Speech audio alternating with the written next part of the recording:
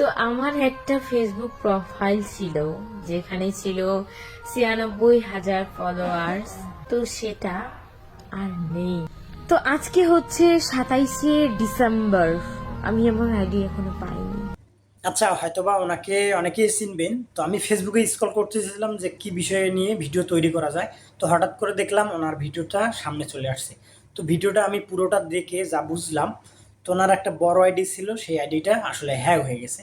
তো একটা আইডি ছোট থেকে বড় করতে কতটা যে পরিশ্রম করতে হয়, আমরা যারা ভিডিও তৈরি করতেছি বা যারা একটা বড় পর্যায়ে গেছি তারাই মূলত এই জিনিসটা জানবো। তো সেই জিনিসটা যদি আমাদের কোনো কারণে নষ্ট হয়ে যায় বা হ্যাক হয়ে যায়, সেক্ষেত্রে আমাদের কতটা খারাপ লাগে। তো এই প্রবলেমটা যারা ফেস করছে তারাই মূলত বুঝবে। আসলে একটা আইডি হ্যাক হয়ে যাওয়ার পর পরবর্তীতে কিন্তু নতুন করে আর একটা আইডি নিয়ে কাজ করার মন মানসিকতা একদমই হারিয়ে যায়।